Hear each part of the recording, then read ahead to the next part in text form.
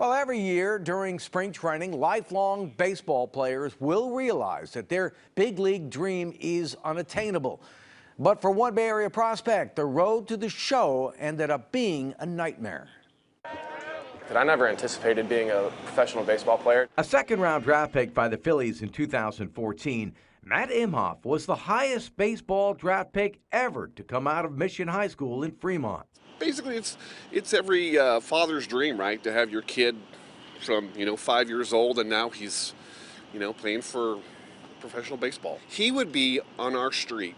We live in cul-de-sac. He would have his rubber bat and his wiffle ball, and he would hit it up one end of the street, turn around, and he would go back, and he would do that for hours. Mike Imhof watched his son pass through Mission to the Cal Poly baseball team, where he blossomed into one of the area's best left-handed pitchers. He earned a $1.2 million signing bonus with the Phillies before accepting a minor league assignment in Florida. There was an alligator in the visitors' dugout. One of the games we played, a 8-foot alligator pregame. They had to remove the alligator before we could go. Just stuff you don't even realize that is involved in baseball, and you're like, oh, okay, this is how it's going to be out here. But here is Matt Imhof back with Cal Poly, and the reason is far more menacing than a stray alligator. His career ended abruptly last June. Scoreless ninth, 1, 2, 3, a couple strikeouts.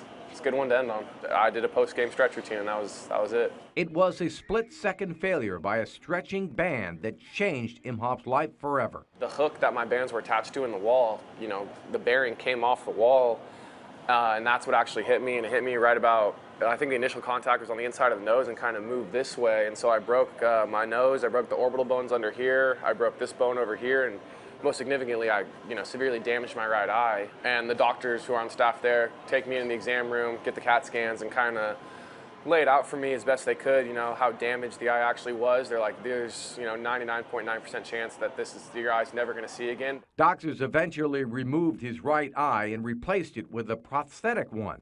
And Imhof moved back to Fremont to try and make sense of his new world. Walking around, man, specifically, I remember walking in the airport and when you're in these crowds, I couldn't see people on my right. I'm so used to being able to see everything on my right. If something's right here, I can't see it. We were speechless. At this point, we were concerned that he was going to be okay. Baseball was second after that point. We wanted Matt to be fine. But I could still throw the ball fine. It was catching was what was tough with the depth perception, and then it was picking up a target. Doctors told Imhof he could try and resume his professional career, but he took the pragmatic route and informed the Phillies in January that he wanted to retire. I just saw it as something that was going to take me 6, 7, 8 years to get to the level that I wanted to get at, and I didn't want that time to go to waste on something that, to me, seemed like an unlikely chance. You don't want to be the guy who battles for 5 years to get to pitch an inning. So instead of pursuing his dream on the diamond, Imhof is taking care of business in the classroom. He'll graduate from Cal Poly in June and is a graduate assistant coach for the baseball team. The future is a perfect 2020. There's a part of you that always is going to feel a little bit robbed, but you just try and make the best of it. I could be angry. No one would blame me. People, I want to throw my hands in the air, get angry, kind of be depressed. I'm allowed to do it. I knew that the injury was something that had happened, and I wanted to move forward the best way I could.